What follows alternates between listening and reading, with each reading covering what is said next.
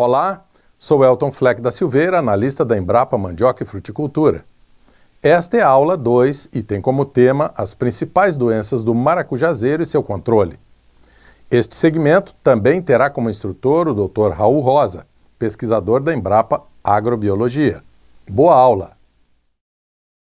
Bom, o que hoje vem trazendo alguns problemas para o maracujá, de forma que a gente já chegou a produzir no início dos anos de 2010 a 2013, quase 1 milhão de toneladas de maracujá por ano. A gente chegou a esse número bem próximo.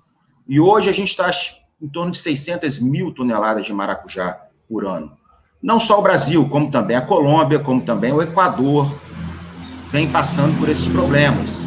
E esses problemas são ocasionados em função da maior incidência de problemas fitossanitários e também, obviamente, uma maior dificuldade de mão de obra no campo. Então, esses são os dois fatores que sustentam essa diminuição de produção ao longo dessa última década na cadeia de produção do maracujá a nível mundial. As viroses são, sem dúvida alguma, os principais problemas, o principal problema, ou as principais viroses são os principais problemas. E como a gente conviver com esse problema? Quando a gente tem o begomovírus, que é essa fotografia aqui, que é essa redução das folhas apicais do maracujá, que é transmitido pela mosca branca, não tem outro mecanismo a não ser eliminação do pomar, porque ele não permite mais que a planta produza, porque ele elimina as brotações onde ocorreriam as frutificações. E o fruto não presta nem para processamento, porque tem muito pouca polpa e ele é extremamente duro, causando até problema nas navalhas de corte da indústria. Quando a gente tem problema com CABMV, que é um outro tipo de vírus, a aplicação de boro e cálcio atenua bastante os problemas ocasionados pelo patógeno. Aqui eu vou passar rapidamente um trabalho feito em conjunto com a Federal do Rio de Janeiro, é um aluno de doutorado da Colômbia, que está estudando a indução de resistência em plantas de maracujá. O que ele faz? Ele pega uma estrutura, ou seja, um peptídeo de uma doença comum no maracujá, um fungo que ataca o maracujá, e aplica na planta. Então, a planta, ela percebe aquele sintoma de perigo e ativa todo o mecanismo que induz a resistência da planta a doenças. É a chamada resistência adquirida, né? Estimula a resistência adquirida. Então, é muito semelhante ao que está sendo feito hoje com as vacinas para o coronavírus. Isso é aplicado ainda nas plantas jovens e também no campo. E, posteriormente, ele avalia qual é o aumento da expressão dos genes que estão relacionados com essa resistência da planta. E o aumento é muito grande, ocorre diminuição da severidade e ocorre também um estímulo da emissão de folhas e aumento do tamanho das folhas, e atenuação da severidade.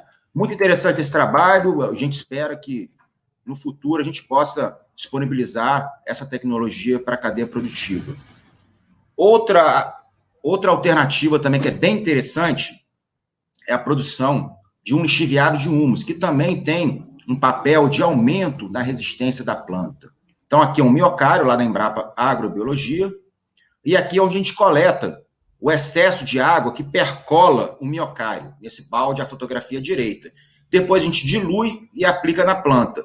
Tem um estímulo muito grande para a emissão de novos ramos e aumenta bastante a sanidade da planta. Por quê? Esse humus é produzido por meio de um esterco de um gado que é manejado em sistema orgânico lá da Embrapa.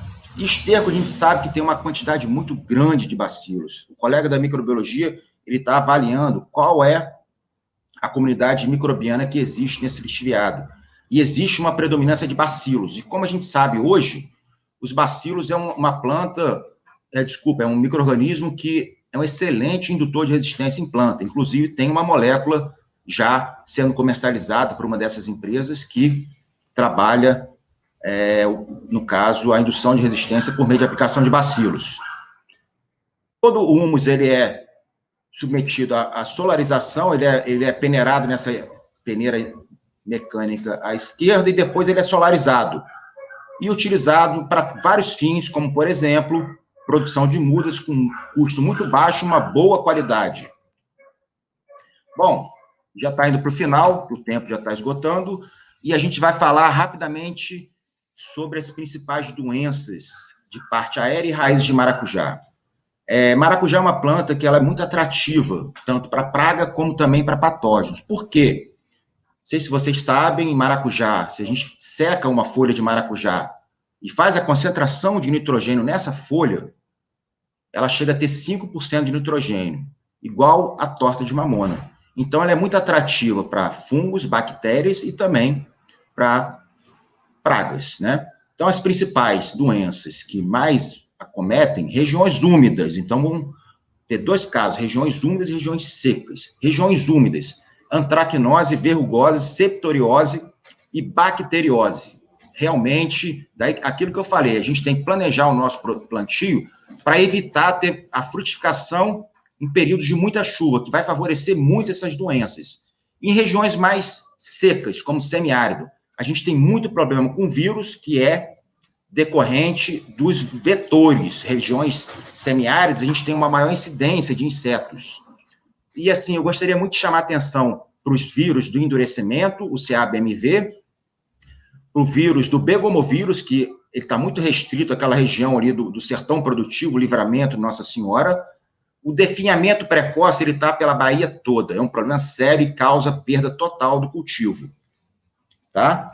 Doenças de raiz, o Onildo já falou, o Lucas já falou um pouco também, mas o principal problema está relacionado à podridão causada por Fusarium solane, Fusarium oxysporum, e em muda a gente tem algum problema com Pitio, Fusarium e Rhizoctônia. Daí a importância da gente solarizar o substrato. Chamar a atenção que o Passiflora cetácea ele é muito tolerante e tem uma boa adaptação em sistema orgânico, e quem trabalha com PA e PENAI para produção de alimentos para merenda, essa fruta ela é muito apreciada pelas crianças. É uma espécie que, se adaptar bem às condições de cultivo locais, né, é uma boa aposta para o maracujá. Bacteriose, vou passar rapidamente, a gente já está estourando.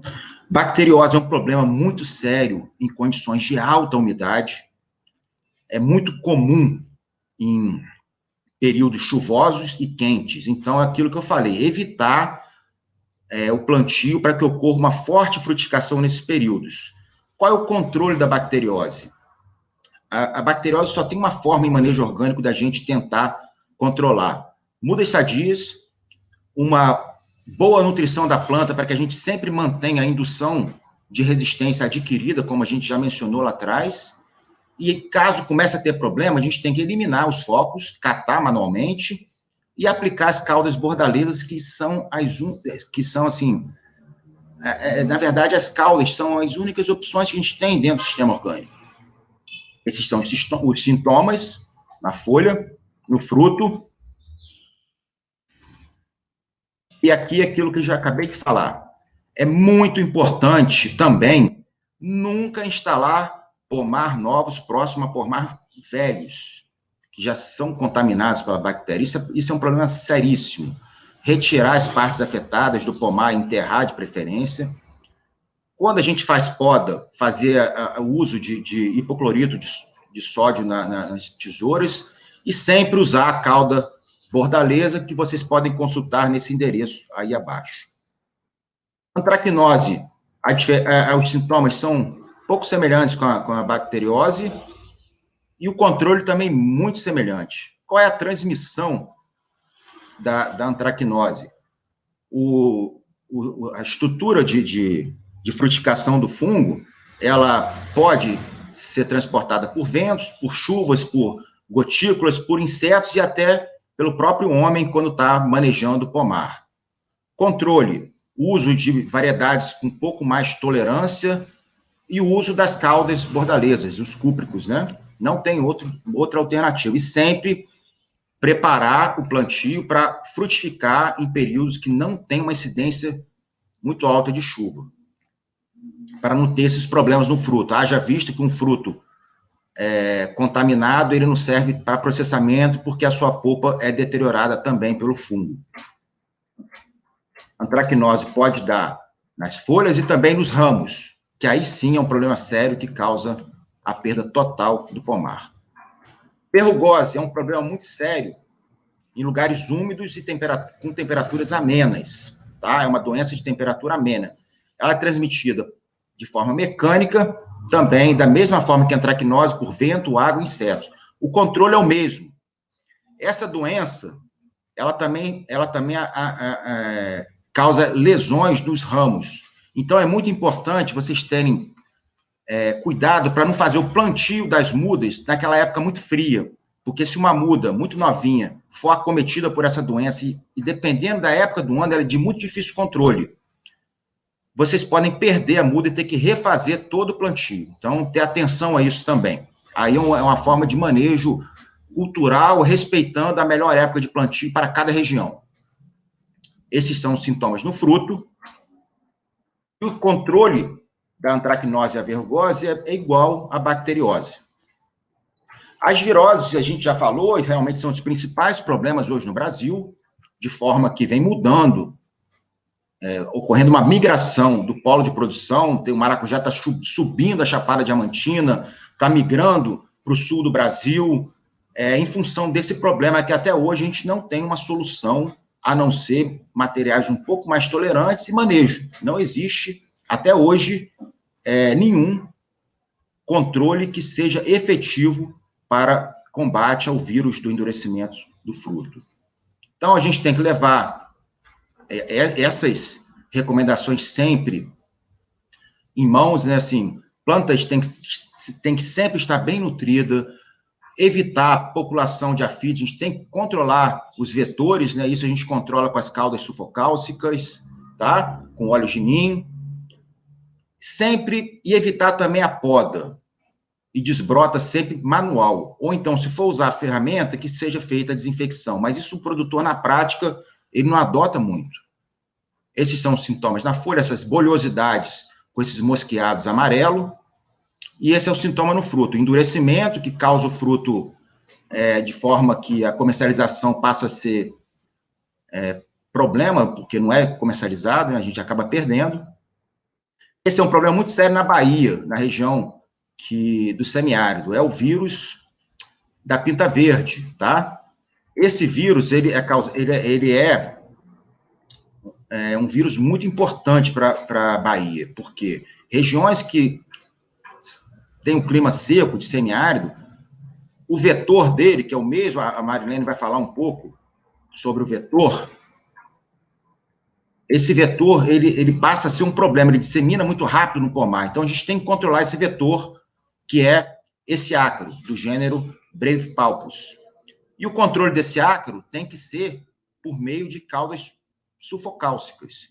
E a gente tem que estar sempre atento à incidência de ácaro no pomar. Então, ele causa esse sintoma, fica essa pinta verde no fruto e na folha.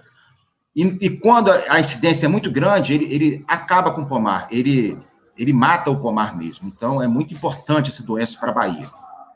Esses são os principais vetores de virose, pulgões e os afídeos. Aqui, assim, seria um resumo de como a gente deve trabalhar para minimizar os problemas causados por vírus e fitoplasmas. Eu não vou ler, apenas que fique registrado para que depois, por meio da gravação, os senhores possam consultar.